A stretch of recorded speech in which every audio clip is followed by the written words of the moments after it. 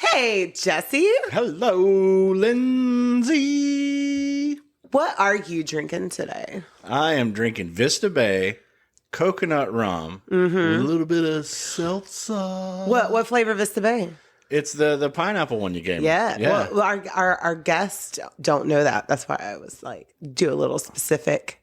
Pineapple Vista Bay. Pineapple Vista Bay It's very with good. coconut rum. So Lindsay's got me on the Vista Bay now. Hey, Yeah. now. That's going to be You're our a rock drink. star. Get your game on. Go play. But we still had some leftover White Claws in the outside fridge. So I am drinking that. The ones that I dread.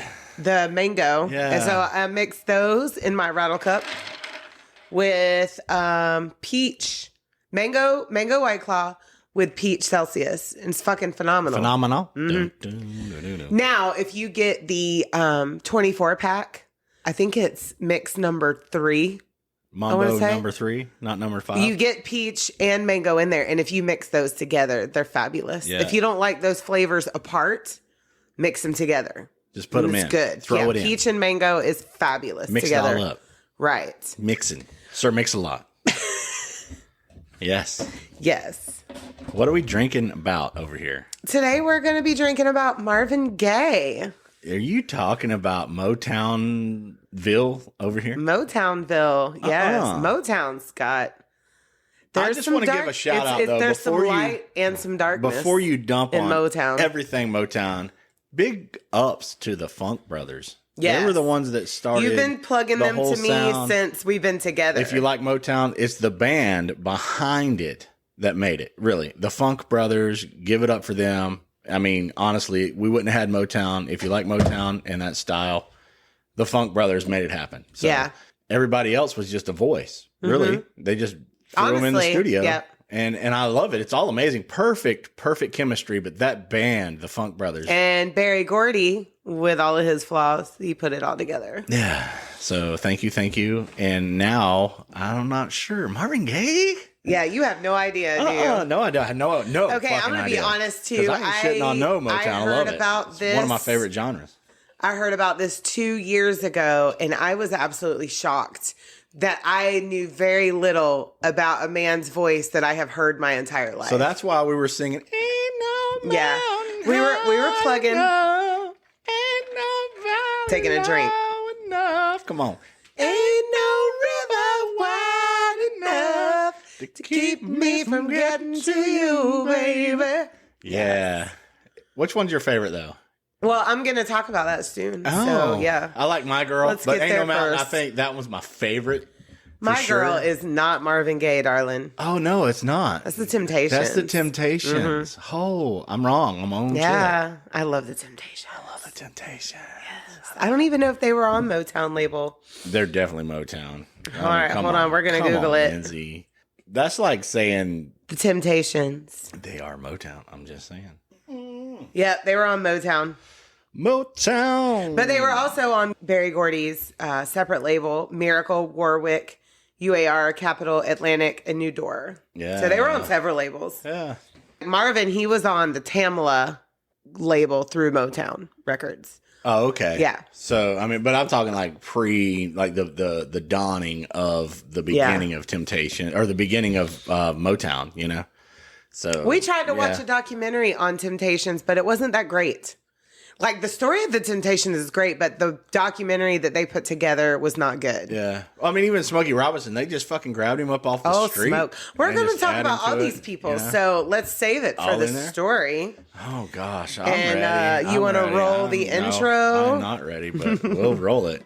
I mean, yeah, here we go. Happy Friday!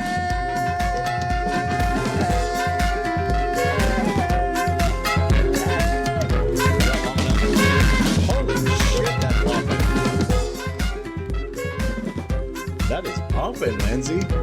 We blowing up the speakers. Boom. Boom. We're going to blow up the speakers on this. Really? If you're in your headphones, turn it down a little bit. No, Maybe. I love don't it. know. No, we did crank that one. I love it. I So love I it. have a It's like question. it's like hitting very fucking hard, you know? Like our jams. Is that song really hitting hard for you now? It's good. It's good. I love it. It's our dance to that intro song, It's in my man. head all the time now. It's so goofy. Yes. It's like goofy creepy and jazzy. kind of Motowny. Not really. Whatever. What are you going to say? I have a question for you. Yeah. What made you feel old this week? You're going to hit me with this. Of You're course. Gonna hit me with this. Give me a second there. Give me a second. Give me a second eye. And you know, Need to honestly, get my story straight. all of my old moments just come and go. Honestly. Okay. They really do. And it's just like, oh, fuck. Well, This now shit that sucked. I'm going to present you with this question every Climbing week, up- just clock it in your brain. I climbing need up to these save this stairs for the suck. pod. Yeah. And I'm just like, well, I want to forget about it. And then, like, looking back, period, looking back. Looking back. Looking Yes. back at me, I see that I never really got it old. Crossfade, where they're At going to be at Rockville. Rockville.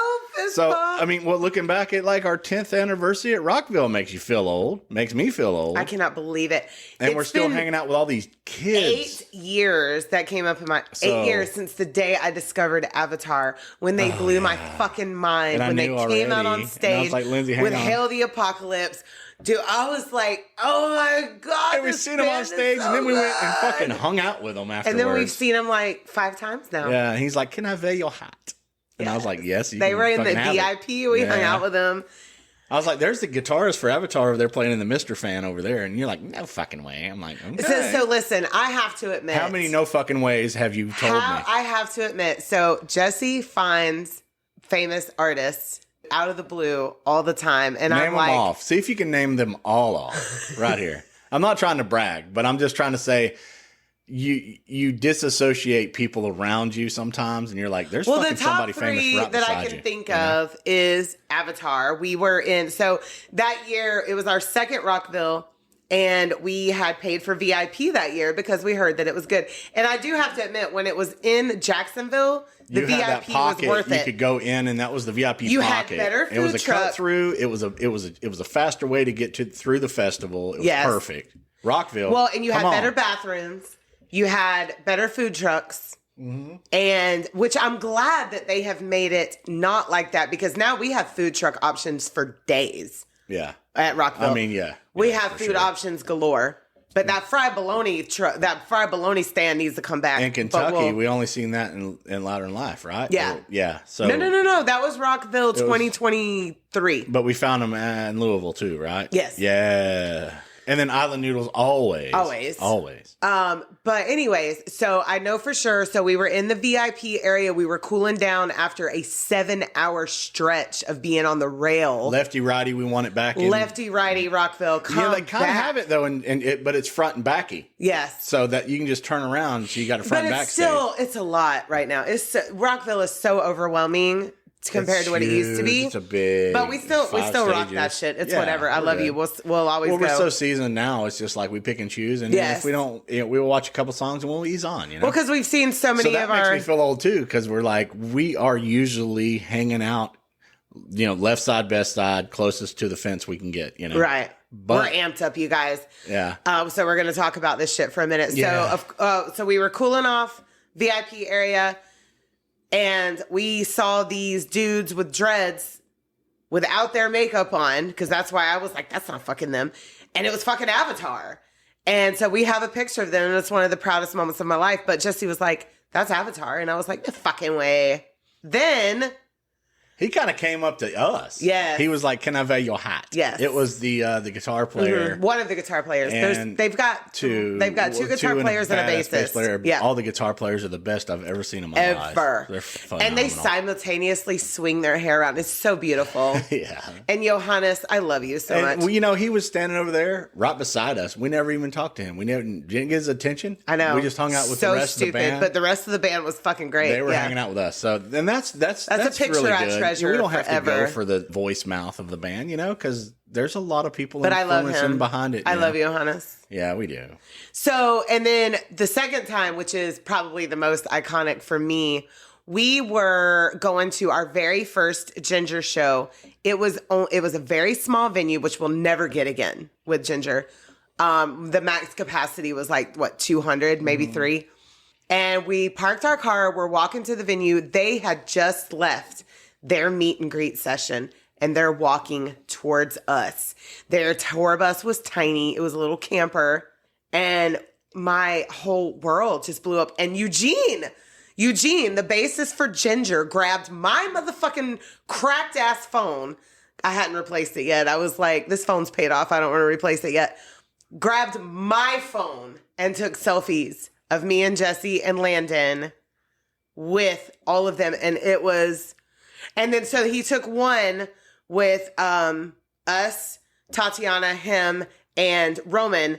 And then Vlad came up, the drummer, and he took another, and it was one of the best moments of my where whole she just completely just life. zoned out. I was like looking across the railroad tracks. I was like, "There's Ginger right there coming up." And you're like, "No fucking." And way. I knew, there they were. that Tatiana. So Tatiana is she's a huge introvert. She sings about it and everything. You could tell she was wiped out on her face. She was really tired from doing all those meet and greets. And I did not want to approach her because she had just came from a meet and greet session. But Eugene was about that bitch. He looked at Tiana. Yeah, we take picture. Well, and Tati leaned into a hug She for did. me, and she was just like, "It's okay. And Y'all just then- gave us your band CD." Yes, and I was like, "Here's another one." She's and- like, "Oh, you just." You know, And Chris had given a whole laundry basket. He paid for the meet full and of greet. shit Yeah, my drummer. To give to them, We just like got of it. merch. She's like, "We just got this." Yeah, And all the shit that we introduced him to actually my son, my Landon. He introduced Ginger to Chris, and we love you, Chris. I know you listen. But he shitted on them for a second, and then he became obsessed. And that's how he does kind of that with to everything. every band. Then he loves them, like Sleep Token, like Beartooth, like everything. And yeah, but he ended up getting this whole laundry basket But we full got the of meet shit. and greet on the street for On free. the street And she for leaned into free. a hug. She's all like, Yes. You could tell she was kind of uncomfortable, but like at the same time, they wore our band shirt the next show. They did. That was really Vlad cool. did. The drummer. We should post that. A picture of Ginger wearing Shadow of the Earth shirt. Yeah.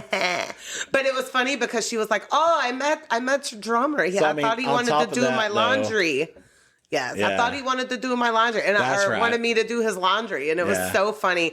He had given her band merch from Shadow of the Earth, candles, socks, The whole basket all her full of like fun tour because they were stuff, on a very low budget tour. Yeah, he hooked them up. He did. Yeah.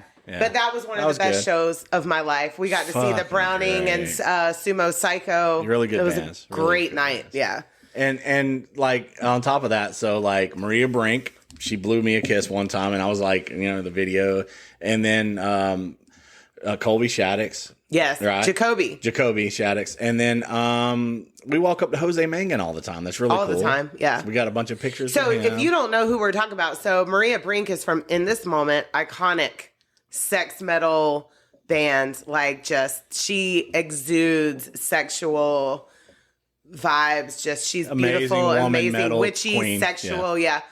And then Jacoby Shaddix is from Papa Roach, who is a legend.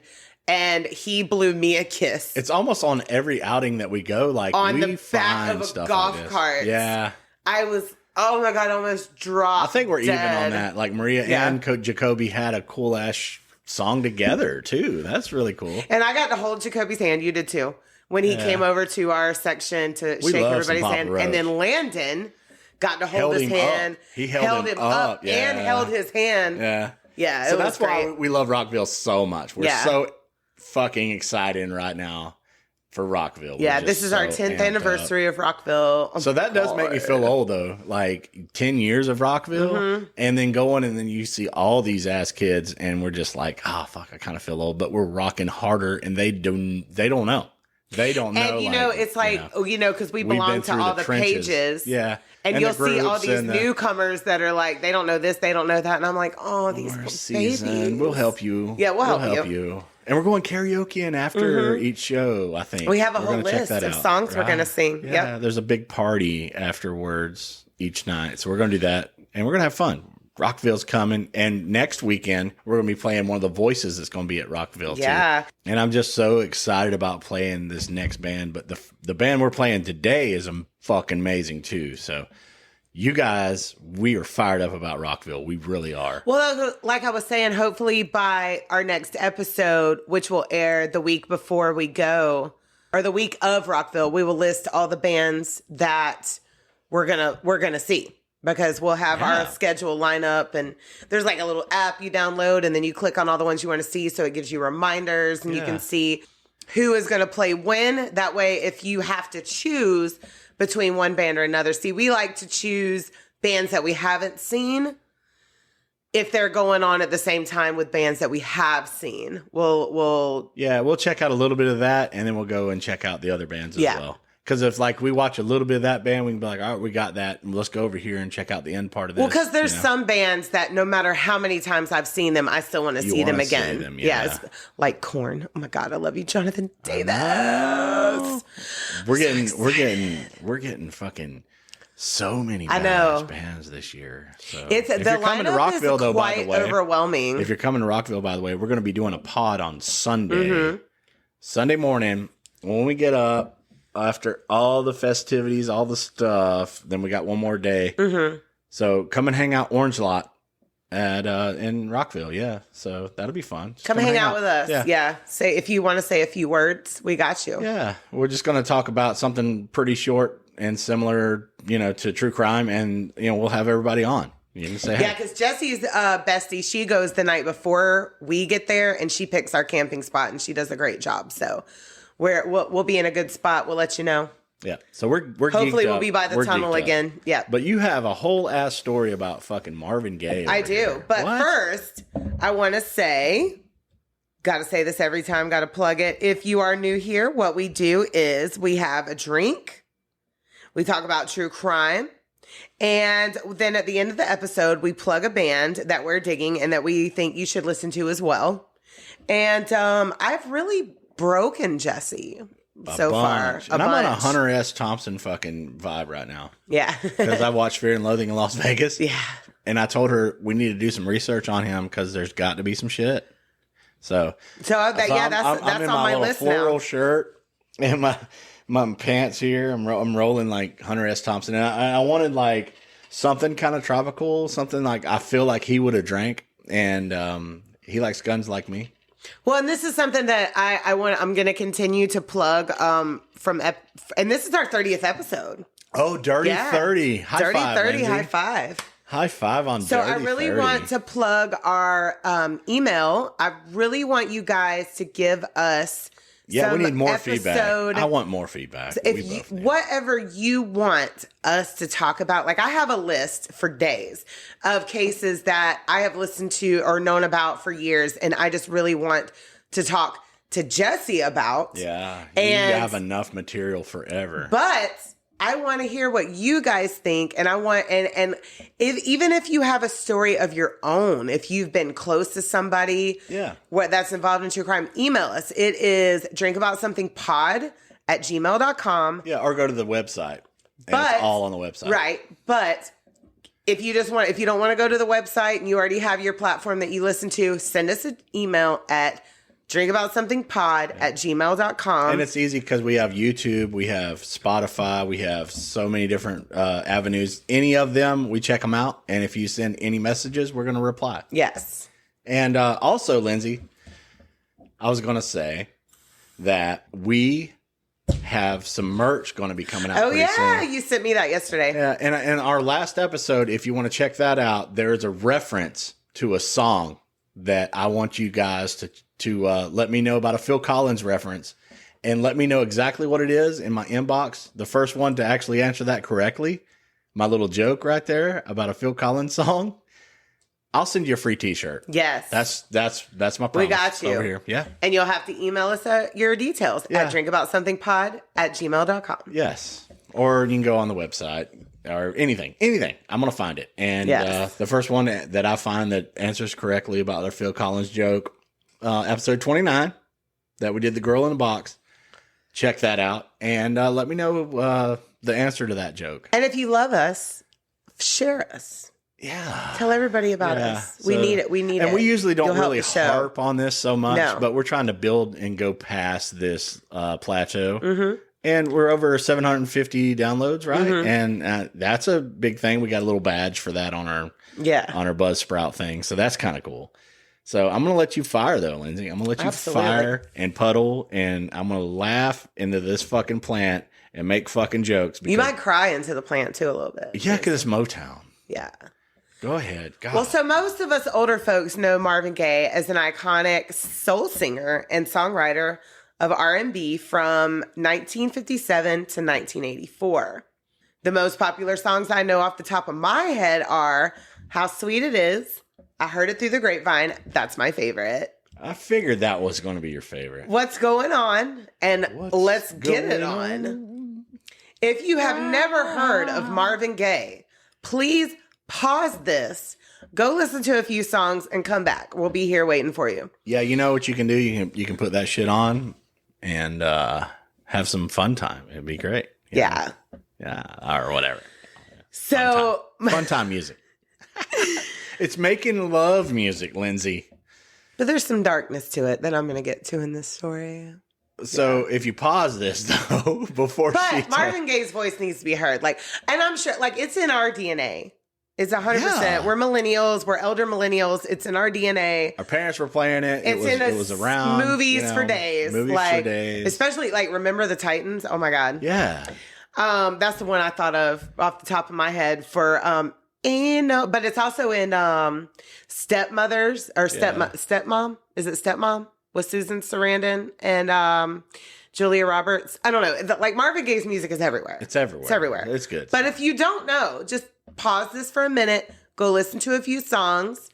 Most of the ones that I just listed are in the top 10. So associate Marvin Gaye with our story and then come on back and finish it. Come on back. Yeah. But if you know who he is, we're going to keep going, okay? So Marvin Pence Gaye Jr. was born on April 2nd, 1939 in Washington, D.C. to Marvin Gaye Sr. and Alberta Gaye. Marvin was the second of 4 children. His sisters were, I don't know if this is just Jean or Jeannie. It's Geanne. Zeola, who they would call Sweetsy, and one brother named Frankie. Marvin Sr. was a pastor of a Pentecostal church that had a combined membership of Orthodox Jews. So there was no Christmas. There was no Easter. There was no Santa. Yeah, it's but they were Pentecostal, so they were so charismatic. They were charismatic, but they went by the Old Testament a lot. Yeah, we're beating the Bible. I found that very strange. You're gonna stand Orthodox up and dance. Jews mixed with Pentecostal, who is very much about Jesus. Yeah. In Orthodox Jews, there's no Jesus. You know what though? If a preacher shows up in a church and he brings a towel and a bottle of water or a cup of water for my instance back in the day, right? I knew it was going to be fire, dude. It was going to be fire. Well, I was going to say, this was very much a charismatic church. Brimstone. There was dancing in the aisles. Yeah. There was tambourines. There was slaying in the spirit. All the shit that I grew up with. All of it. Yeah. Dance and holler the whole time. So Alberta, she was a domestic worker in the movie The Help. You know, so they would get on the bus every day and go to with other domestic workers, go clean and cook and care for the children of the more wealthy white folks. You like that chocolate cake? It was a pie. It was a pie. It was chocolate pie. Yeah, The Help is fuck. And she, the woman that plays, what was her name in that movie? She plays the bitch. She's the bitch of the fucking movie. Oh, the Serena of. Yeah. Well, she's also plays the mother of Elton John in Rocket Man, and Which was the bitch. Yeah, she was the fucking bitch. The bitch and the bitch and the bitch is back. Yeah. Yeah. So Alberta, she was the main breadwinner in the house, as Marvin Sr. was pretty lazy and he liked to drink. And the strangest thing to me in this story, that even though Marvin Sr. was a strict religious man who didn't even like for his kids to read Charlotte's Web. Really? He was a cross-dresser. Oh. He liked to wear Alberta's clothes. Well, pearls, that's wigs, beautiful. All of it. Heels. There's nothing wrong with that, though. There's nothing wrong with it, but there is something wrong with a motherfucker that says, you can't read Charlotte's Web, but I can cross-dress. Yeah, you can't. Wizard of Oz is too much because there's witches in it. That's what I grew up with. Yeah. Yeah. God. And he was also very abusive. Charlotte's Web, Lindsay? Charlotte's Web. Fuck's sake, man. Come on. Well, it says Marvin Sr., he was very abusive, and mainly to little Marvin. When he would tell little Marvin to go to his room and wait for a beating, he would jingle the belt. The belt, you know how the top of it, the clackety buckle? clack. Yeah. Yeah. For sometimes up to an hour, torturing little Marvin. So the rest anticipation before the ass whipping. Yeah. So Marvin Jr., he would provoke him and try to make him madder so he could just get that beating over with. The anticipation was killing him. But unfortunately, the rest of his life, I don't know why this is. It's almost like a battered wife syndrome, but for kids. He would continuously just try to impress his father for the rest of his life. Looking for that acceptance. Looking for the acceptance of the abuser. Yeah. There's a line and it's there. so sad because I've been the battered wife and I know exactly how that feels. And my older 3 boys, mainly my older 2, they have had that same situation with their abusive father, where they were just constantly trying. It kind of changed a little bit when I came into play. I remember when my oldest, they had a tough time before. Well, he was always a chubby kid, and when their father had been out of their life, a beautiful soul he still is. Yeah, I love it to death. Well, when their father had been out of their life for a couple years, he lost. My oldest, he lost some weight, and I remember him actually saying, maybe Dad will love me more now. I remember you breaking and I just fucking sobbed because he actually thought his dad would love him more because he was for that skinnier. Acceptance. And they really looked. Your older 2 definitely looked for that acceptance, and they still now that they know what kind of person, what kind of human being that man is, they're like, I don't give a fuck. Yeah, he's played them dirty for he's because men like that are just it. Yeah, that's just the way they are, and it's horrible. They're so comfortable in that negativity, you know? So when Marvin Jr., when he was 4, he started singing in church and learned to play piano by ear. So Marvin Jr. would love the attention he would get, especially from the ladies. Like in the audiobook that I listened to, like he would actually like talk about how he liked to like nestle in their boobs. Healthy. So you're finding acceptance. But now you've directed it toward musicianship. Listen, a kid that can learn to play piano by ear at 4 and start singing in church, that is there you go. Prodigy that is type good shit. Stuff. Yeah. I mean, honestly, so far, this is, horrible for him as a child, but now he's changing into something positive. So that's really good. Well, Marvin Jr. had a very close relationship with his mother because she was the one that would console him after the beatings. She would encourage his music, and he knew that she was the one actually putting food on the table. He knew that from a very young age. And Alberta would say in an interview later on that Marvin Sr. never liked little Marvin, and that he had actually questioned if the boy was even his. And he was always jealous of their mother and son relationship. And that is so gross to me. I don't understand that. How are you going to be mad that a mother loves her child? I don't understand that. Like, get the fuck over yourself. Because that's what mothers are supposed to do. So self-centered father. He is very self-centered. Yeah. And he wanted all the attention on him. And I don't know, you ever watched that movie? It was called The Waitress with me, where she was very abused by her husband and she got pregnant. And he like told her, okay, this is cool. I want to have a kid, but you better not pay more attention to that baby than you do to me. Literally said it. Yeah. Literally said it to her while she's carrying that baby. And I'm like, don't do that, men. Right. We're going to love our kids. Nothing triggers in your fucking head. Nothing triggers in your head to actually speak that into life and everything. Cause like that is so disgusting. I just don't understand it. Don't understand it. So little Marvin would get teased relentlessly for his cross-dressing preacher father. There was never any safe space for him. So it was kind of a public thing that he was cross-dressing. Yeah, because, I mean, from what I could find, like, he would do that in his house, but you got to understand, like, people's windows are open and shit. There's kids in the street playing all the time. They've seen it, yeah. Because I'll be making like I said, about Marvin's getting beat. The shit's getting beat out of him in house, and his father don't really like him. Period. And this is what, the 50s or the 40s? So he was born in 39, so 40s all the way up to the 50s. So the women's clothes in the 40s was way fucking different than me looking at you in some badass pants and saying, "Damn, I wish I had those." Right. You know what I'm saying? And you're not beating our fucking kids. And I don't really wear your clothes. And you're not restricting our children from watching or reading anything while you're being a cross-dressing preacher. Preacher, yeah. In the name of Jesus.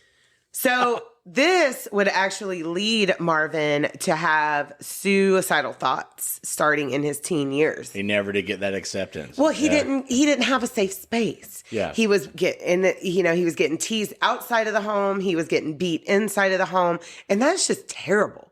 There's no safeness. The only thing good in his life was music. Right. Yeah. Well, it's like, our kid, went through some bullying shit in school, but we were the safe space for him at home. Yeah.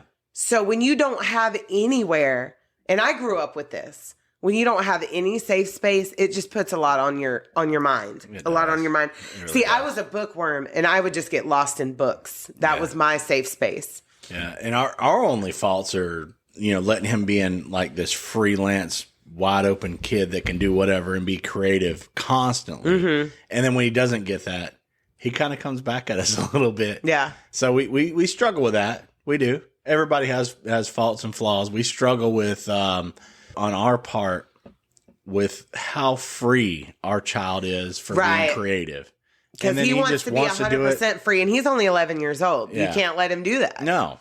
You got to have restrictions on it. He's so used to being able to have that freedom and be creative, musically, artistically, everything. It's just, and we support it so much that we need to bring that back into a structural type. And way.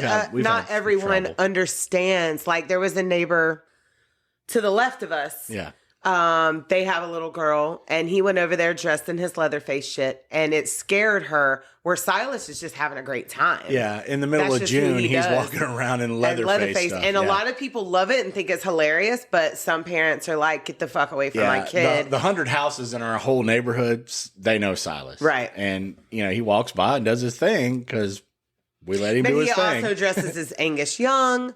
He will dress as Slash. He will dress as a construction worker. He wakes up every day and sees the Hannibal Lecter stuff that he was doing. I know. That was really cool. I think he'll come back to that when he's a little older. Yeah. When he understands it more. How cool but right now that he don't get it. Too technical for him, right? Well, for Marvin Gaye Jr., his singing was his main solace, as you said. And then he started singing secular music, doo-wop to be exact, and to make money. And of course, his dad hated that. Dad was like, "You sing for the Lord, and that's it." Oh, yeah. While he's over here. Well, Alberta, she loved it and supported it. Yeah. And in his late teens, he joined the Air Force.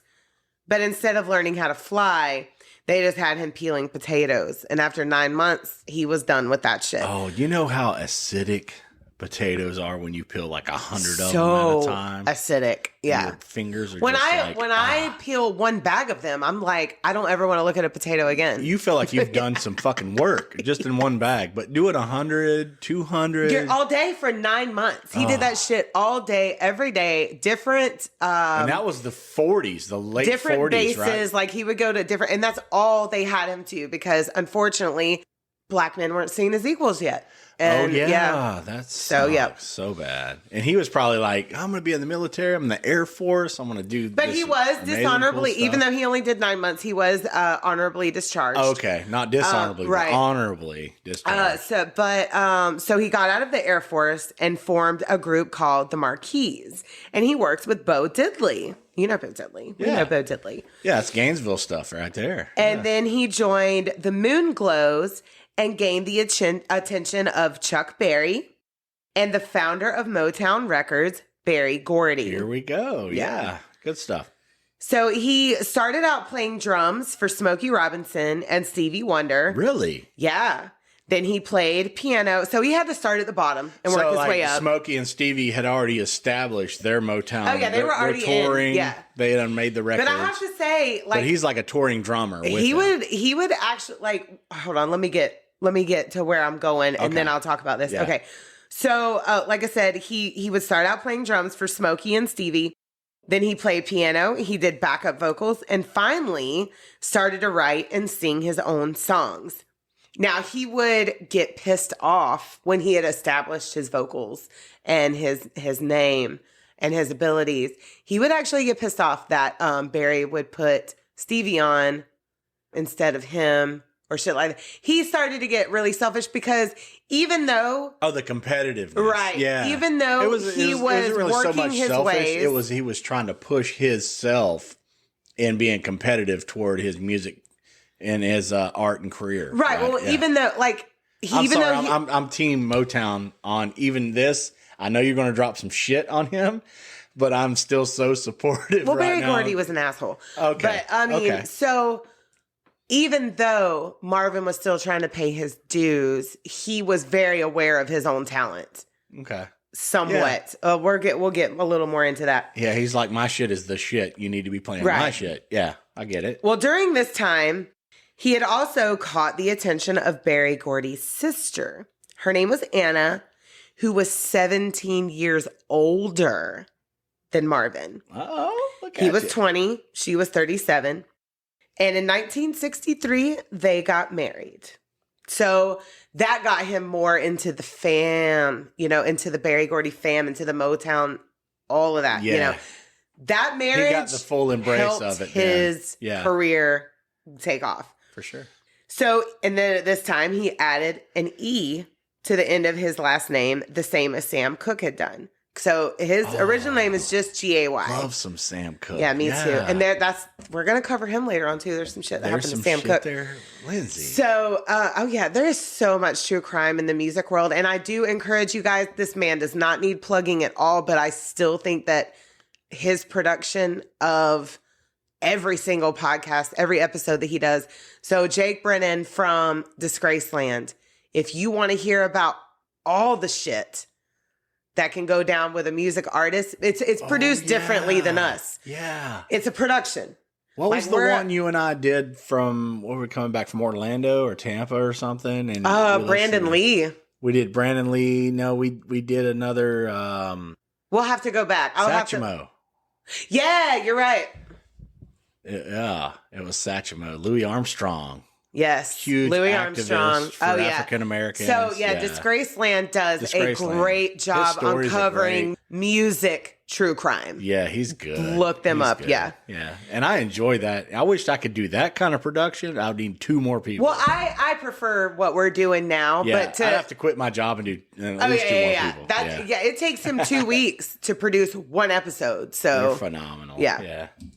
I think we're doing good, though. Oh, yeah. I enjoy it. I think so, too. I enjoy this. Yeah. So after Marvin started releasing hit after hit, he became a sex symbol. And women were all over him. And he's married, but he's still only 20 years old. He's making that bedroom music. Yes. Lindsay. And it's said in the audiobook I listened to called Soul Divided. Very good. I recommend it 100%. I will put it in our Instagram story. Marvin felt obligated to sleep with literally all the women that were throwing themselves at him. Oh, what? All of them. He was dirty. All of them, yeah. He also was writing songs like Dancing in the Streets for Martha and the Vandellas. And Marvin became a huge part of Motown's success. And he was touring and on stage night after night, plus sleeping with as many fans as he possibly could. And that could become quite draining. So he needed a pick-me-up. You know, what Rick James calls a hell of a drug. Cocaine. Yeah. Now, he had already been smoking marijuana so much that he felt like he was living his life through a filter. And, that is, as a person that has partaken in gardening off and on throughout the years since I was about 16, that is what it feels like. You can function, but it feels like it's through a filter. Yeah, everything is just not real. Yeah. I don't want to say that. I don't want to say not real. It just feels like... I can't associate, really. No, you can't. It does something different to me. Yeah. It does something different to me. So I like gardening, but I cannot function successfully in life while doing it. It's something that I have to be at home and not have a care in the world doing, or even like at a festival. I will take part in those gardening setbacks, and you'll have fun with right. What's but going on. I have my limitations, and I've also learned that certain strands I can't do it. So I have learned that hybrid is the best strand for me, where it doesn't put me down. It doesn't take me too far up either. It's just a perfect mellow. Yeah, me and Dr. Green Thumb, we don't mix. It's not a cool vibe for me. And gummies are even hitting weird sometimes. Yeah, it's literally hit or miss with gummies. It is. Yeah. So cocaine gave him that extra drive that he needed to push on. That white girl.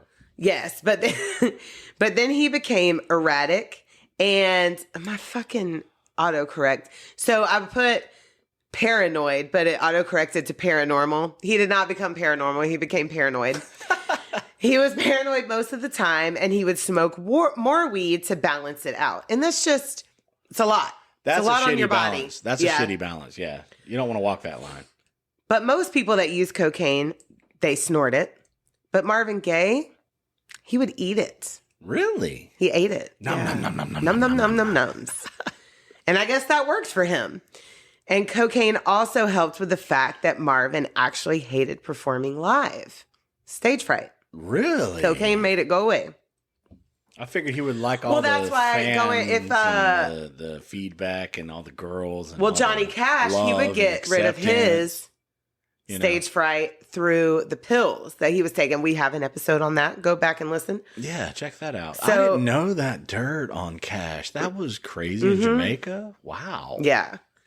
But so, yeah, Johnny Cash, he would take the pills, which would give you pretty much the same effect as cocaine. They were... So they want to be 10 foot tall and bulletproof. Right. Yeah. And it helped with their stage fright. They could... And I mean, because the demands...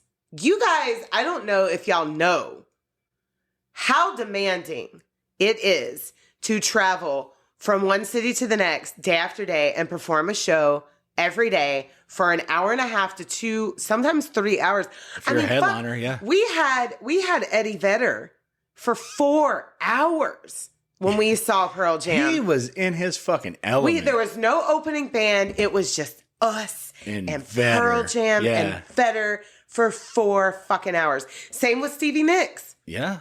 And yeah, well, she was telling stories in between that, but at her age, well, their opening act was supposed to be the Carpenters, right? Yeah, something like that. She handled that shit. But that's demanding. Age, fucking phenomenal. You got to put on the show for a packed fucking house. Like Eddie Vedder had seats sold behind the stage. I've talked about this in a previous episode. 1,500 seats, yeah. And turned that whole bitch around to play for the people that were watching the back of his head the whole night. Yeah.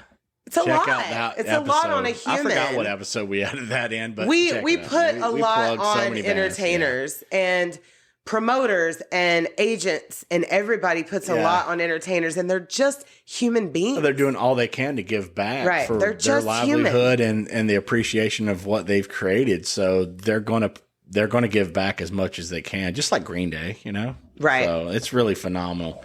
It's really fucking just. I'm glad they give back. You know? Right. So these days, music charts are normally categorized into genres. But at that time, white artists were on one chart, which was mainly pop. And black artists had a different chart, mainly R&B. And Motown, they crossed right over into the white charts. Like Motown was the tits. All colors, everybody. We were all listening to Marvin Gaye. I wasn't there. But I still listen to Marvin Gaye. Yeah. And, Well, it kind of did that with doo-wop a little bit, too. Yes. It kind of turned over into that a little bit, Motown, too. But Motown, they flooded was the white charts. full-on cross. Yeah. And I love that. That's the biggest reason why I love Motown so much is because you have everybody into that. Even the Funk Brothers had different races, different people, different cultures, creeds. Well, Motown had artists like Diana Ross. Yeah. Lionel Richie, which would come later on after this. We're still in the 60s here. Who else? Rick James ended up getting Smokey on. Robinson. But it was just Stevie Wonder. Yeah. And it was a lot of black artists, but and back then they still called him Little Stevie Wonder because he was so young. Yeah. The bands that all got together, they brought them up off the streets and they let them be exposed and play their music, and it's phenomenal. It really is. And good. Berry Gordy, he was actually already his he was black and his family was actually already successful, and he kind of got a jump on that, and he brought in a lot of low income struggling artists and boomed them right up. Yeah. I really love that, though. So by 1969, things were a little out of control. Marvin was definitely cheating on Anna, and Anna was cheating on Marvin as well, and they were constantly throwing it in each other's face.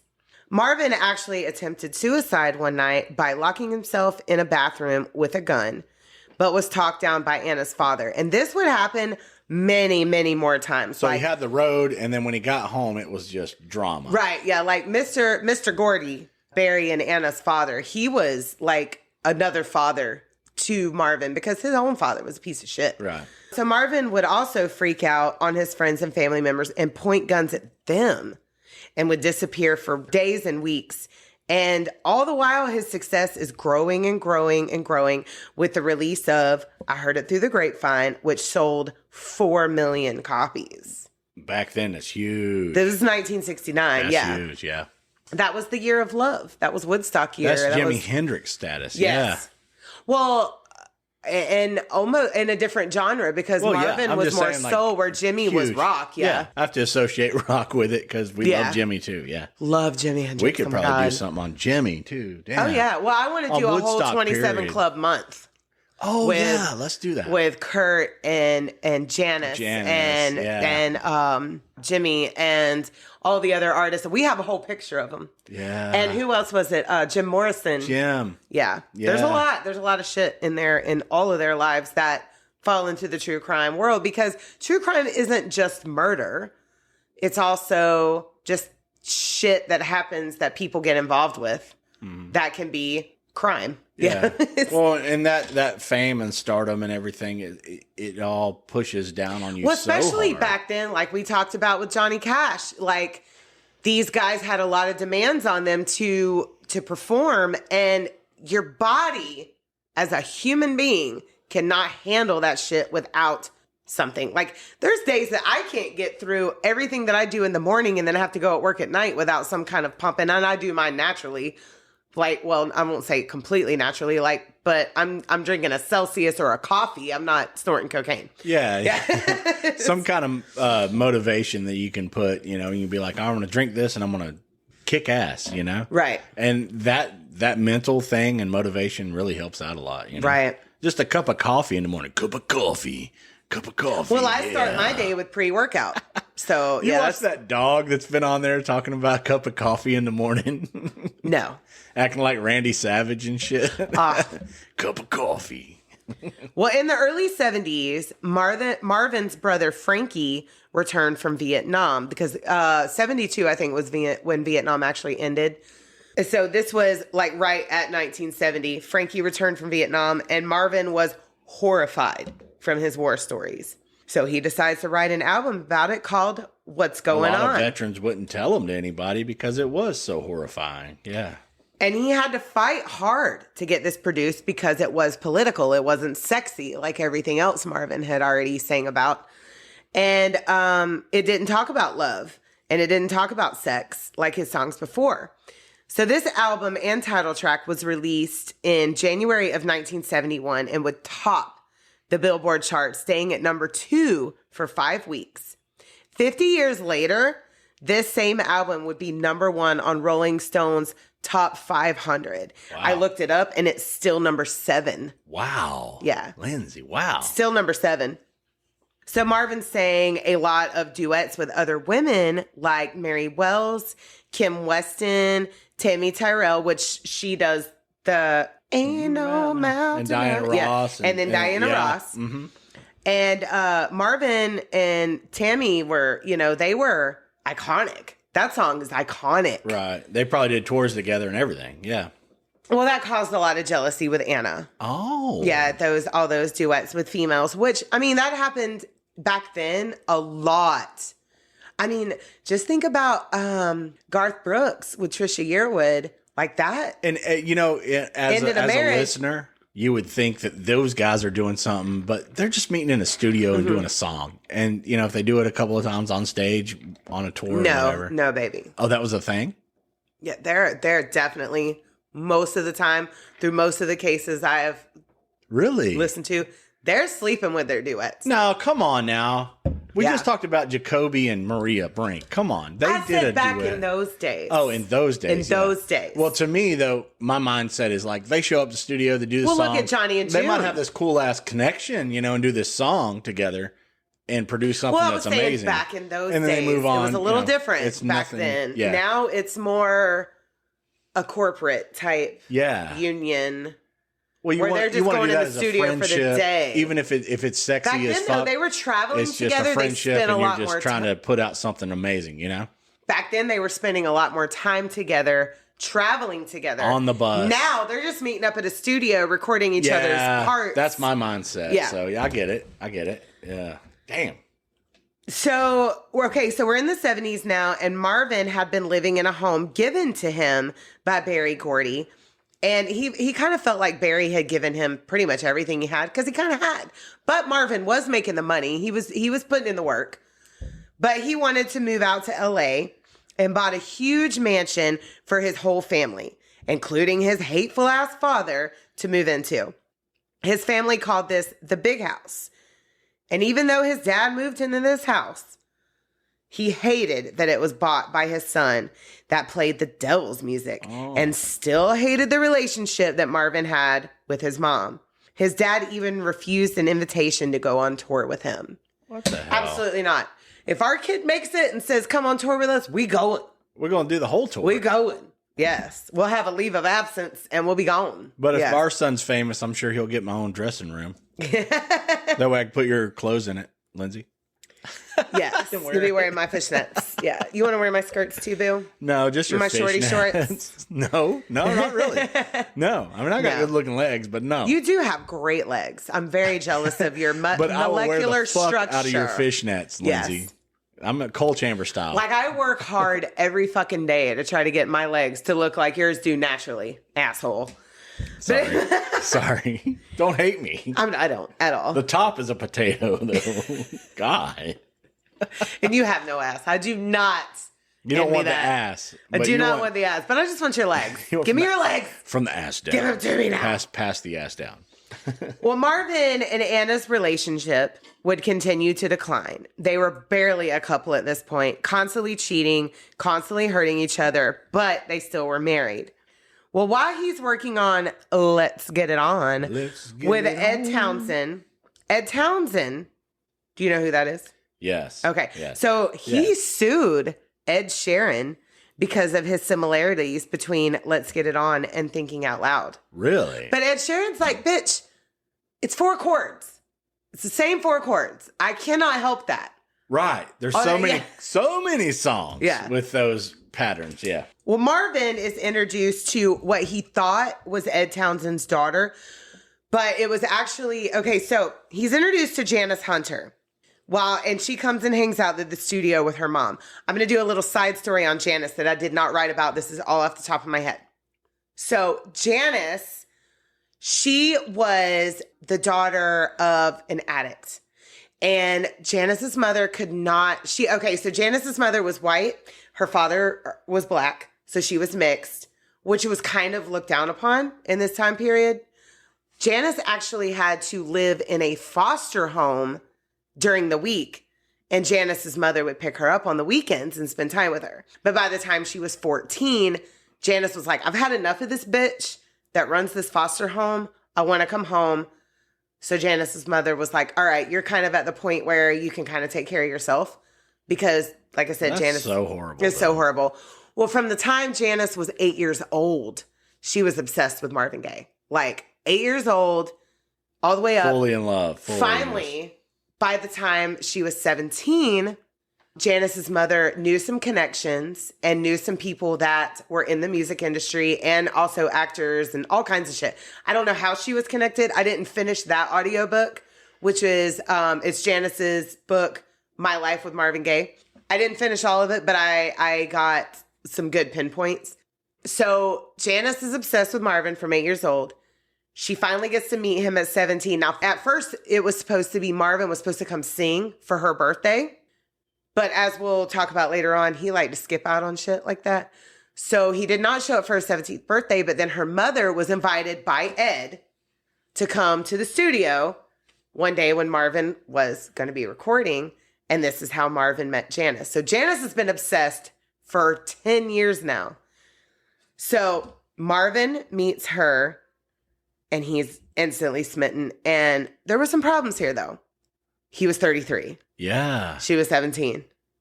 Oh. Which is so strange to me. The switchback. Yeah, it's kind of the switchback. So he's 17 years older than Janice. And his wife, Anna, is 17 years older than him. Yeah. Right. It's so weird. But he pursues this relationship with Janice, and he hides her up in a small house in the Topanga Canyon in Santa Monica. She gets pregnant, but unfortunately, she loses that baby. Now, he already has, I think, 1 or 2 children with Anna at this point. He continues to hide Janice for a while, but eventually divorces Anna and then marries Janice like soon after, and they have a successful pregnancy. And at this time, now, she's 22 and Marvin is 40. He absolutely loved Janice, but his toxic traits were something that he just really didn't have control over. He didn't want to break them, yeah. He would put Janice down about how she had gained weight after the baby. And I don't understand why people do this.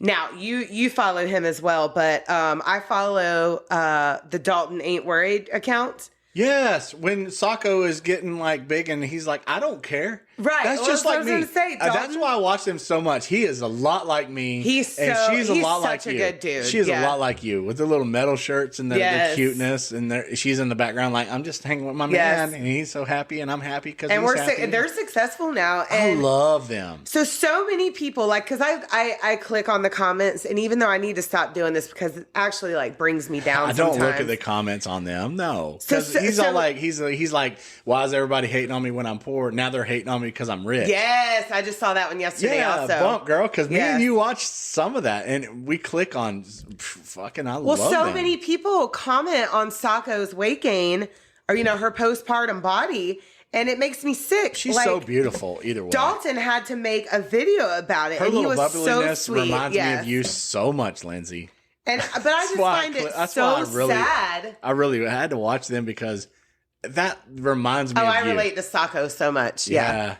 And he reminds me of me a lot, too. Yeah. Because of his it just made me so sad that Dalton even had to make a video about that. Like, shut the fuck up. For all you people that will just sit there and comment about somebody's body, I'm not saying us. I think our listeners are better than that.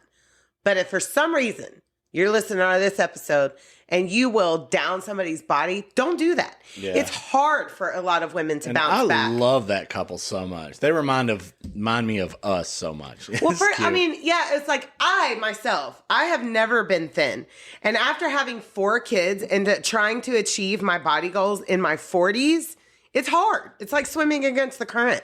Like I eat very healthy. I work out 5 days a week. I splurge on the weekends, and then we drink. But I drink seltzer. But you don't have to aspire to what the public fucking wants. No. It's just my own personal body goals. Yeah, be healthy. I'm hard on myself. That's all that matters. But that just is so. And people that are influencers or popular on social media, they know to not look at those negative comments and let them fuck with them, because even the negative commenters are engaging in their posts, which earns them more money. So y'all are just helping them out, really. Yeah, really. So whatever. Well, anyway, back to Marvin. Yes. Oh God, I look so hard that I will click on the people's profiles that are commenting negative, and y'all ain't got no room.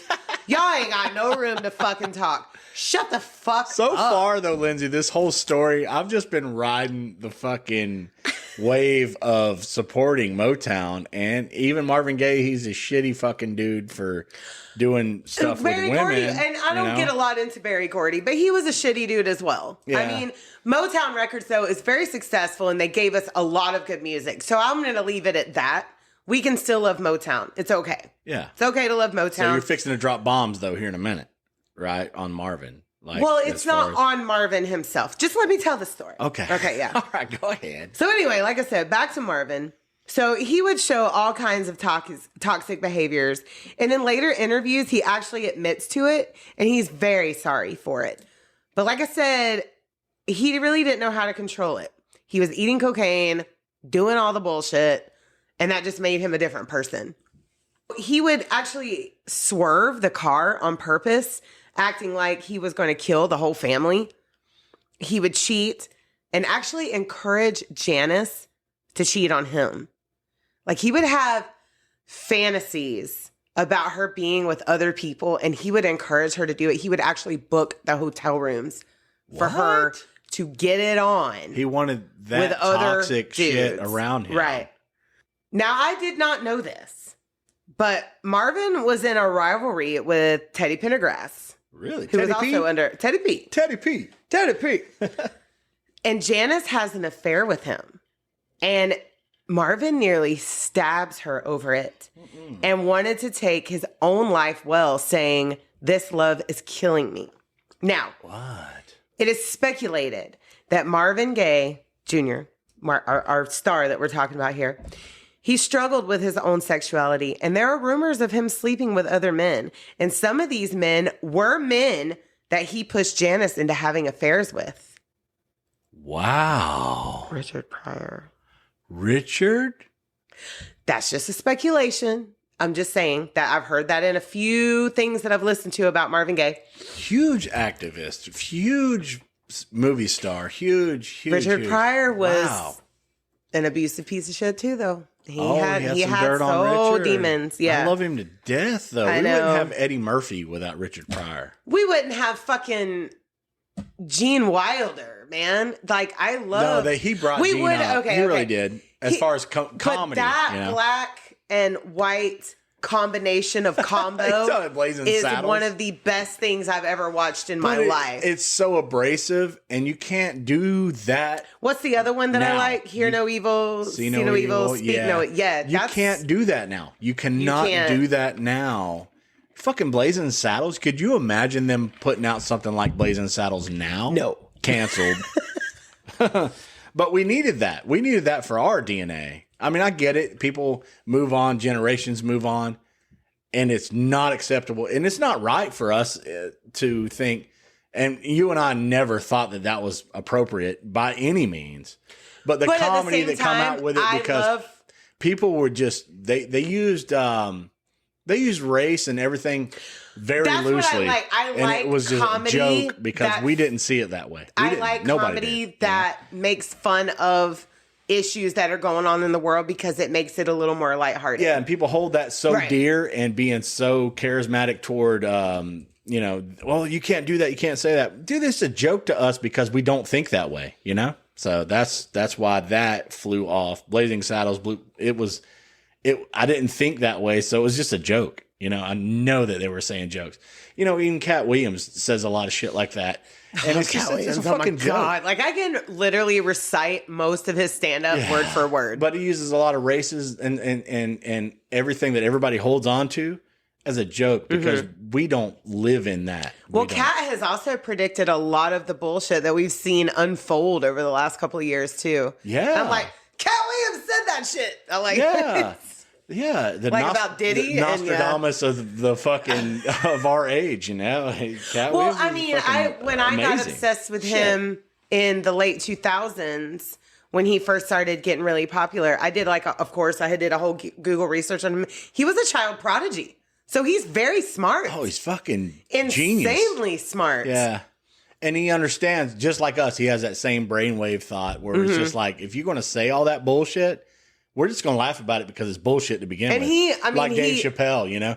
It's like they're going to use all this race and all this narrative and all this shit they're trying to pump into everybody's head. Dave Chappelle is to control people, you know? But we're way beyond that. We're way beyond that. Like I said, they're just making fun of issues at hand to make them a little more lighthearted because people, even though life sucks, you want to laugh about the sucky parts of it and make it not so bad. All the bullshit that they're trying to control you. Anyhow, we've been sidetracking so much on this episode because I am still team fucking, I love this genre of music. So you don't have to not like it. I'm not going to drop that big of a bomb. This has nothing to do with Motown Records. These bombs I'm going to drop. Motown is my nut. Sorry. So, okay.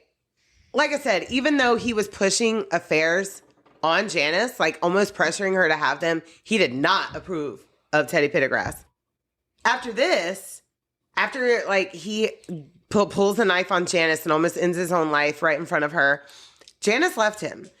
And he was now paying out loads of money to Anna and Janice. And he also owed the IRS a shit ton of money because he hadn't been paying his taxes. Oh. Yeah. He pushed on to make more albums. And even though he knew the exes would be getting part of the royalties, especially Anna, that was like in their divorce agreement, he would keep making more. And of course, he had to pay for his 3 square meals a day of cocaine, 3 square meals. He did take a break for what about a little... second breakfast? Yeah, right?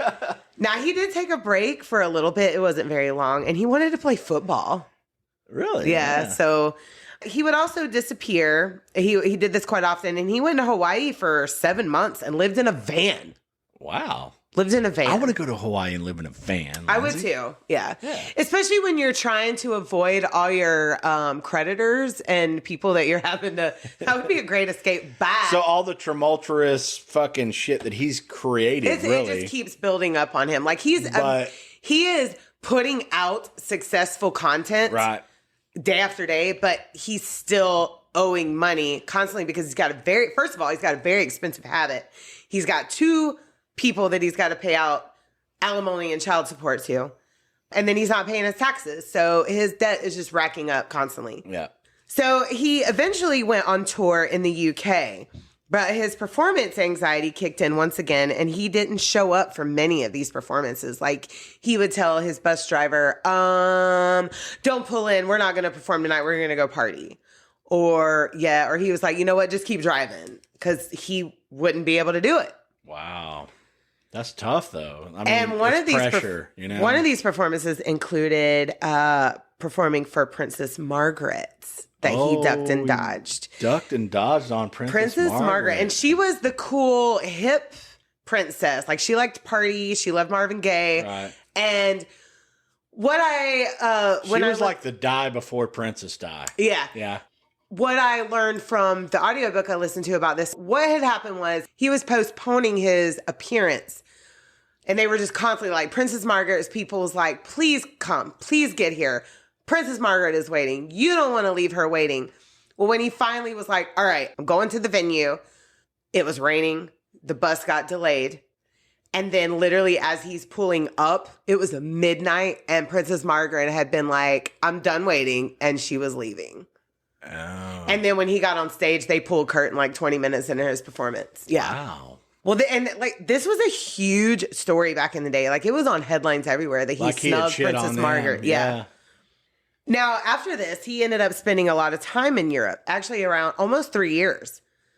A man named Freddie Cousser, he was a concert promoter, and he took Marvin in, said, all right, we're going to get you cleaned up, and we're going to get you back on track. And Marvin would live with him and his family in Belgium for some time. And Marvin loved Belgium. He loved his time there. I like the waffles. Oh, yeah, me too. And the sausage. Yeah. So CBS bought him out from Motown Records. Wow. It's like for over $1 million. Really? And that was a lot at that time. Time to come on over. And he decided this was time for a comeback. And that's when Sexual Healing was born. Yes. He won like 9 Grammys that year. It's a beautiful song. Yes. Well, that whole album's great. When I get that feeling. But on this sexual healing. On this tour, he literally had his cocaine dealer. Okay, so here's Marvin in the middle. Mm-hmm. All right. He had his cocaine dealer in a room on one side of him, and he had a priest in a room on the other side of him. And they were like all conjoining. So he's like going over here and doing his coke. And then going and like confessing his sins to the priest. It was insane. But his paranoia is so bad now that he had his brother come on tour with him and be like kind of like his bodyguard and his body double because they look very similar. So he would use Frankie as a decoy. Wow. So but drugs will make you paranoid. Right. Yeah. And Marvin felt like somebody was always out to get him. And I have noticed literally from listening to Disgraceland that artists have fucking psychos following them all the time. Taylor Swift, there was this dude that ended up in her fucking house that is extremely secured. like security everywhere. This dude ended up in her bathroom twice. What? Yes. Dude, that's scary. At 2 different locations. Scary as fuck. Because she's got houses everywhere. Like Taylor Swift, she poops out a song every morning. You know what I mean? Poops out a house every afternoon. and you know, I mean, not a lot of people are a fan of Taylor Swift that listen to the same genres that we do, but I think she is talented as fuck. Yeah. Sorry. She is golden. You got to give credit where credit is due. Yeah. So in 1982, Marvin Gaye Sr., he moved back alone to his home in Washington that he had been renting out while he stayed at the big house in LA. The previous tenants had left and he wanted to fix it up and sell it. Well, Alberta, she became very sick and Marvin Sr. did not come back for 6 months. And this made Marvin Jr. very angry. Well, Marvin Jr., he would take care of her when he could in between touring and being out on the road. So all the other kids are also living in this same area in the big house. Jeannie and Sweetie, they were there. Frankie was there. So she had support, but her fucking husband was gone that she had been married to her whole life, you know. In 1984, Marvin Sr. moved back to the big house in LA just in time for Marvin to end his tour. Now, Marvin's room, again, he likes to be in the middle of everything. It was right in between his father's and his mother's because they hadn't slept in the same room in years. And per his paranoia, there were guns everywhere for protection. Marvin has now graduated from snorting and eating cocaine to freebasing it. Smoking it. This made his paranoia worse. But he still had women and dealers coming in and out of the house constantly. And this made his father very angry. Like, I'm sorry, Marvin Sr. First of all, fuck you. I don't agree with Marvin's lifestyle whatsoever, Marvin Jr.'s. But he set him up for the whole lifestyle. This is his house. And even though you don't like how he's making the money, you're still benefiting from it. For sure. Marvin Sr. Yeah. So his whole fuck fucking you. lifestyle, his whole existence is because of Marvin Jr. Yeah. On March 31st, 1984, word had gotten to Marvin Sr. that Martin Jr.'s debts had escalated, and now the house may be seized by the IRS. He'd owed over $1 million. Wow. Which is $4 million in today's money. Yeah. You imagine like Plus how child it's changed support. between then and now. It's so inflated. It's crazy. I know. God. Plus he owed child support and alimony payments along with other debts. There was an insurance document that Alberta couldn't find, and Marvin Sr. was ranting and raving about it the entire day and went on into the next. Marvin's sisters came over from the guest house with breakfast for Alberta, and Alberta offered that breakfast to Marvin Jr., and this sent his father over the edge. Now, Alberta only did this because Marvin, still kind of fresh off tour, he's drained, he was, had lost some weight, and she was like, you need to eat, son. That's it. And that breakfast was for her, but Marvin Sr. got mad that she didn't offer it to him, I guess. I don't know. So he yelled at Alberta from downstairs, and then Marvin Jr. provoked him. His father came running up the stairs, yelling, and Marvin Jr. shoved his father to the ground, punching and kicking him. Alberta intervened, and then Marvin Sr. went to his room, grabbed a handgun that his son had given him for Christmas, and I think it was a .38, and shot his son, Marvin Gaye Jr., right in the heart, and then fired it again into his shoulder. Now, the first bullet had already ricocheted all through his fucking body. Like, it had damaged his lungs, everything. Wow. Lindsay. Well, Frankie, Marvin's younger brother, he heard the gunshots and called 911 and then laid down beside his brother. Marvin Jr. said, I got what I wanted. I couldn't do it myself, so I had him do it. It's good. I ran my race, and there's nothing left in me. And he was declared dead on arrival at the hospital that day. What the fuck? Before it was literally the day before he turned 45. Oh my God. Did you know that that's how Marvin Gaye died? No. I didn't. At all. No. Daddy just couldn't fucking take it. Couldn't take it. And it's crazy because it's like, it's almost from the start that this was going to happen.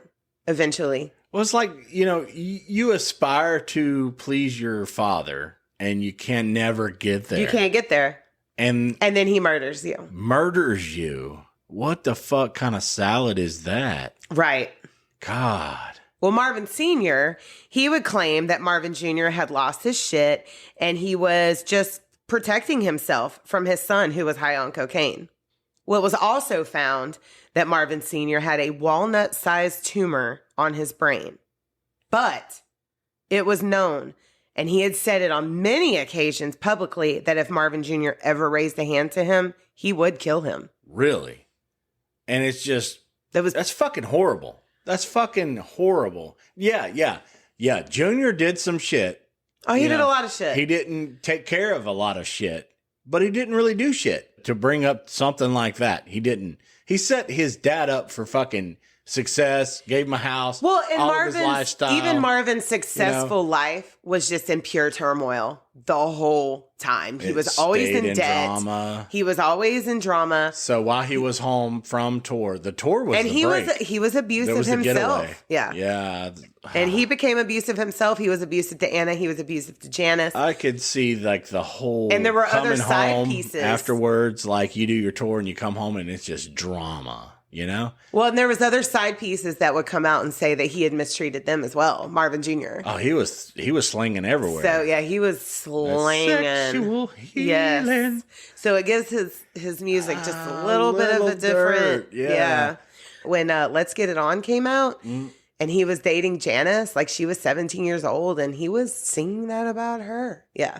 Or he was singing that to her. Oh, not about her, because he had already written it before then. And he was dicking down everybody in the whole country. But every song that came out after him and Janice got together was for her. Like he was kind of infatuated with her. Very much with Janice. Yes. Okay. So thousands would attend the soul singer's funeral, including both of his ex-wives and children.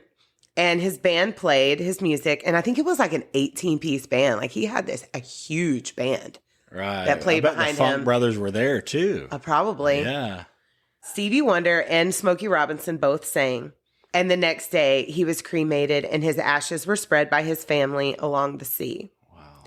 As for Marvin Sr., his tumor was removed and he was deemed fit to stand trial for the murder of his son. But he continued to say that the shooting was in self-defense. After 49 years of marriage, Alberta, she was done. Finally. Yeah, he killed her son. But she did post his bail. Oh. Yeah. Wow. She says, so in the book that I listened to, it's called Soul Divided. I think I already said it once in this episode, but I definitely encourage our listeners to either read it or listen to it on Audible. That's where I found it was on Audible. It's really good. There's a difference between love and Stockholm, I guess. Yeah. Right? Where you just live such a life. She was in that era where you just didn't divorce your fucking husband. You just took what came at you, like we've talked about in our, previous cases. Well, that's why I said that. It was just like, there's a difference between love and just being so completely complicit with all the drama and everything. You can't get away from it and you just go back to it because that's your livelihood, I guess. Well, check this out. He was convicted of involuntary manslaughter and only got 5 years probation for the murder of his son. And an iconic singer. Wow. 5 years probation. For killing. I mean, Marvin did some shit. Yeah. And it was some drama. Yeah. He was toxic as well. Wasn't worthy of murder. He was raised in toxicity. And it's also said... Well, it's also said that Marvin Sr. was raised in a very abusive home himself. The most dramatic thing. So it just kept on going. There was nothing too dramatic to go get in your car and fucking go away. Nothing. You walk away. And if you can't impress your father. If you can't walk out that door and just keep fucking walking, and if somebody's beating your ass while you're walking out the door, just keep fucking walking. Just leave. And if you can't impress your father by being a childhood prodigy of music from a young age, don't try to impress him anymore. He's unimpressible. Yeah, you can't. Fuck his opinion. If he's still going to continue to treat you like shit the rest of your life and down you for how you're making your money, Fuck his opinion. Always be prideful of your children. Even if they're being little shitty assholes, be prideful in moments. You know, make them know that they are accepted. Make them know that no matter what they do, they're allowed to mess up, but they're also appreciated and loved.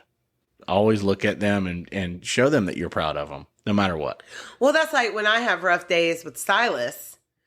He'll still ask me at the end of the day if something cool that he's done. Are you proud of me?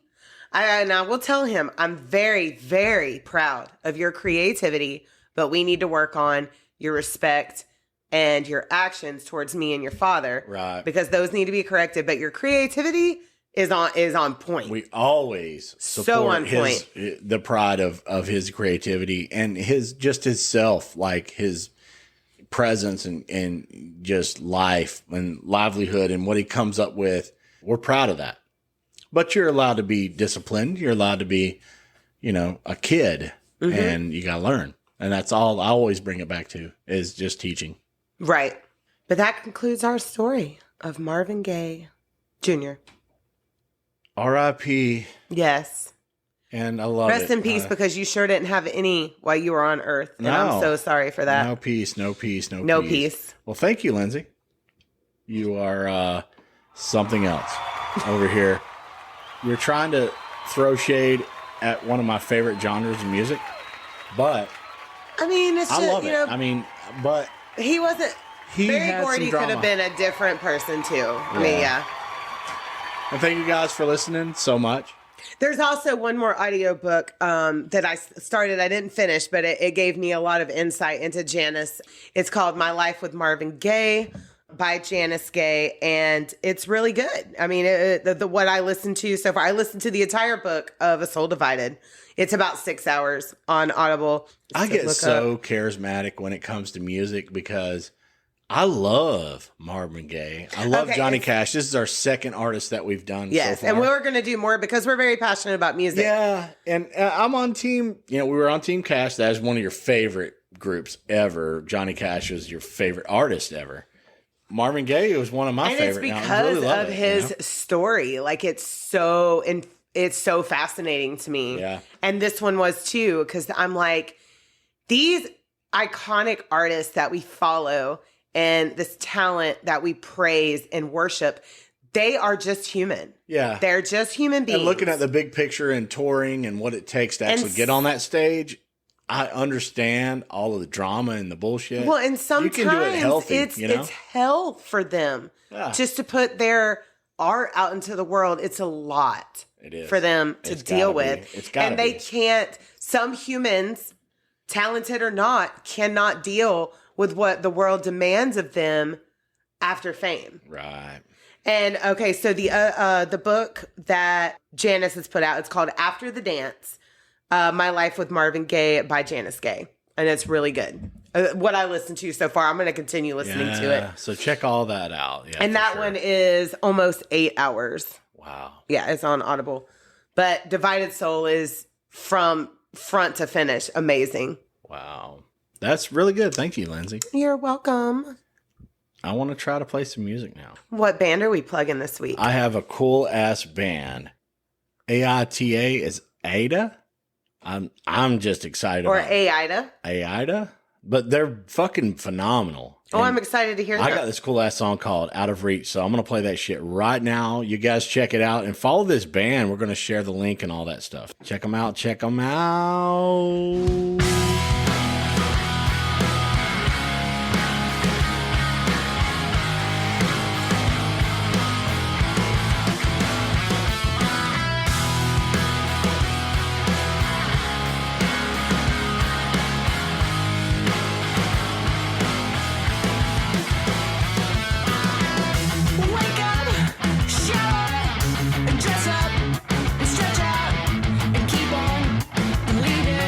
It's all worth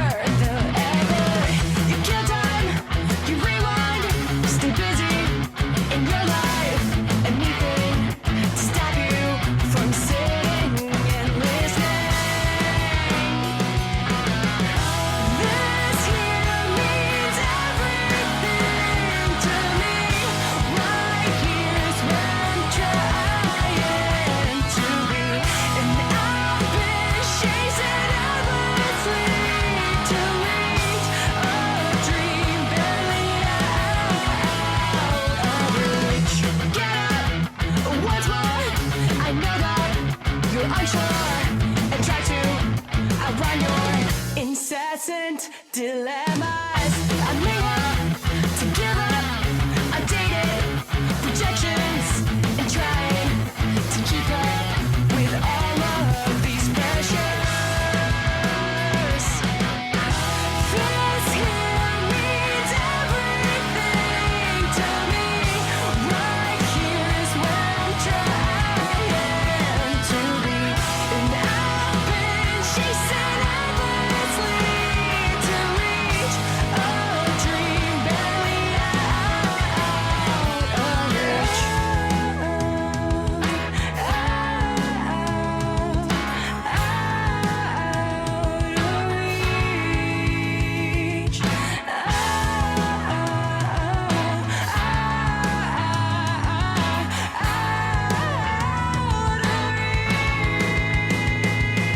This here means everything to me.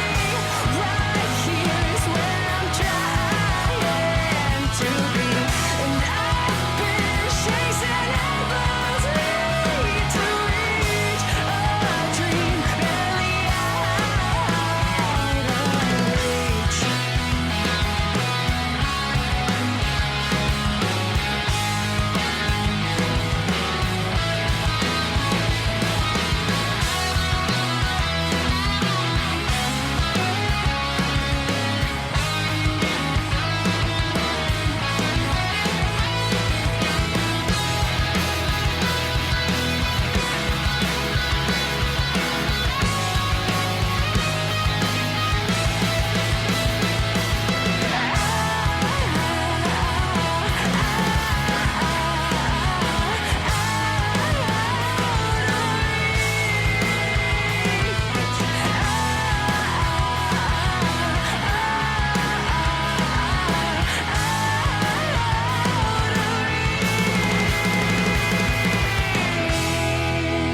So, Lindsay, I love that sound. It is so beautiful.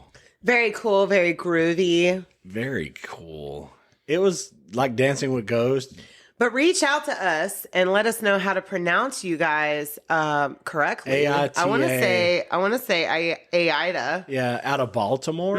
Yep, So, they're based out Maryland of band. Baltimore. Yeah. Their bio says that they're Baltimore based, a high energy pop punk band that burst onto the scene in September of Yeah. 2023. So I have to bring up Dancing with Ghosts because that's a Jacksonville band that's just phenomenal. Just love that style of music. It's so energetic, so fun, pop punk with a girly twist. I love it. Really good stuff. Come down to Florida and play with Dancing with Ghosts. Yeah. That would be cool. Yeah. So I mean, Baltimore is quite a bit of ways. Are we going to go through Baltimore? we are going through Baltimore Okay. when we go to Maine. Yeah. We'll go That'll through be Maryland. in September. We'll take you guys with us. We're taking you guys with us. In We're gonna September. talk Yeah. about Lizzie Borden that week. Yeah, that's I- my plan. I bought Lindsay a bedroom. We're gonna have to take some sage, even In though Lindsay's bedroom. We're staying I in have- Lindsay's bedroom, Lindsay. yes, I know. We're staying in I Lindsay's have, bedroom. I have my opinions on Lizzie, so I'm not really scared actually about that. Thank you. I'm I not was scared scared. about that. I was No, scared no, about no, buying the because- bed of Lindsay's in Lindsay's I bedroom. don't think Lizzie did it, but so I'm not really scared. But I there don't know could anything be. about it, so. Oh no, yeah, I don't. But You'll Lindsay's find going to be out staying when we're in there. Lindsay's bedroom. Lizzie. She's staying in Lindsay's bedroom. I don't know. I'm probably saying It was yeah. Lizzie and her sister's bedroom, right? Yes. Yeah, I bought her a room Emma, I think. in Is that right? Lizzie and Emma's bedroom. Yes. And we're I'm going to do a excited. pod. We're going up to Maine and we're coming back. And the biggest thing is we're going to Salem. She loves Salem. Yes. I want to go And to all the Salem witch so stuff. bad. But the bomb I dropped on Lindsay is we're staying in Lizzie's bedroom. But you know what I want to do?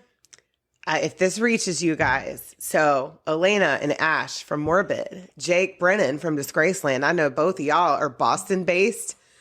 Hit me up. Yeah. I want to meet you guys so Yeah. bad. Come and hang out at the boarding house with us. Yes. Fuck, you know? But the band was amazing, dude. So Elena and Ash stayed I'm there so as well. happy that I Yeah. find these groups, you know, and sharing their music from all over the world now. We're all global. I know, we're global. It's kind of intimidating, but awesome all at the same time. Thank you guys for following us all the way to this point. Share and like, drinkaboutSomething.site. But I want to plug our email again, drinkaboutSomethingPod@gmail.com. Send us your stories. Send us cases that you want us to cover. Because Jesse knows nothing. No. So I really don't. Even if he knows a little bit about it, he doesn't know much about it. So what story do you want to hear me tell Jesse that's going to just break his soul? Yeah. Yeah. I was broken a little bit about this for really missing the songs that Marvin could have put out after this. You know? And you would have never thought that his own father was the cause of his death. And it's about time for the recreation. I didn't even know that Marvin Gaye was dead. Like, after so many years, you have recreation, like swing music came back. And he died when we were mere babies. Motown's got to come back. Motown needs to come back. It kind of did a little bit, here and there, but we need a full-on Motown comeback for Jesse. You know what I'm hearing a lot that's coming? The new wave sound is really popular with the youngins again. right Remember now. the band Orgy that came back with like some. I'm talking about right now. But that was like some metal style. But like we need a full-on new wave. But I want full-on fucking Motown, dude. I want it to come back for a while. It will.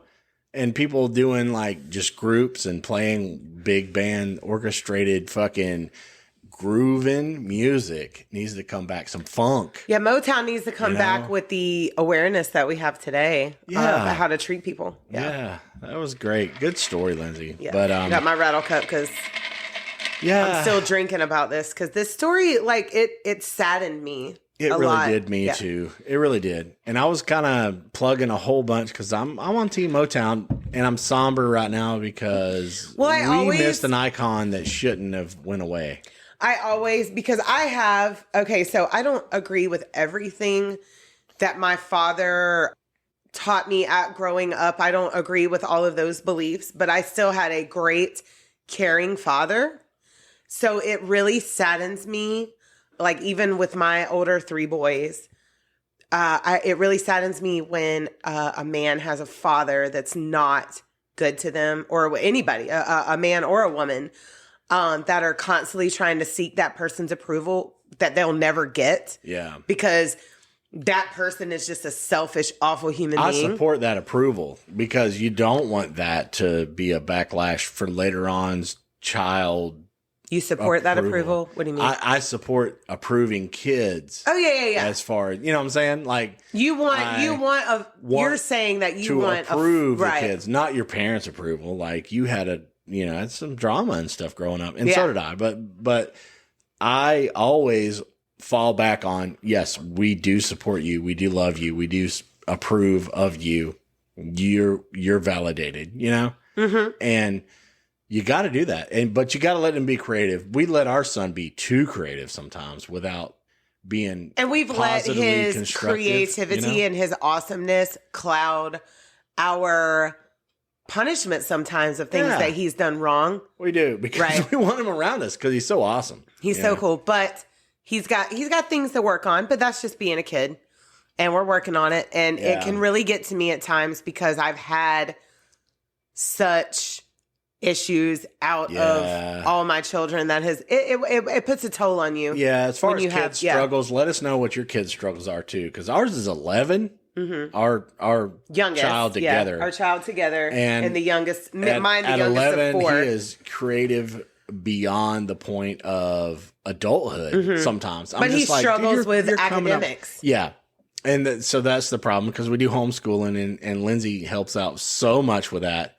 And it's a tough struggle. It is.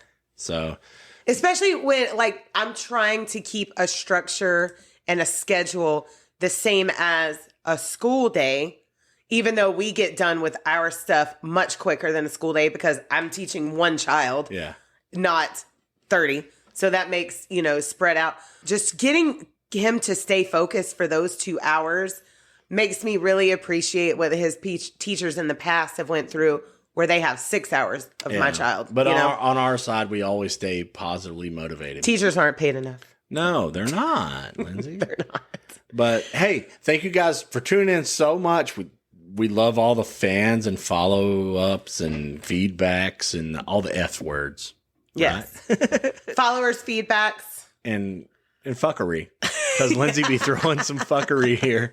We'll see you guys next Friday. We're going to talk about some Rockville shit. Yes. And we're going to play a band. And there's going to be some vocals from one of the bands that's going to be on there. So I'm excited about that. And next week we're going to talk about a DID case. Ooh, so we'll tie that in. Dissociative identity disorder case, which I haven't really done yet. So I think that there's been some people who have undiagnosedly, is that a word, suffered from that issue because it was early and it wasn't talked about very much. But this is a case that it changed a lot of the new ways that we do, that we try things, because this person, so I'm going to just give a little hint, developed 2,500 personalities. What the fuck, Lindsay? Yeah. So our next case, we're going to be talking about. I'm excited about that, to hear the salad of that deal. So we'll see you guys next Friday, and we will be at Rockville, and it's going to be your summer vibe. So I want you guys to tune in, and we will see you guys next Friday. Follow us, like us, share us, send us an email. Yes. Bye.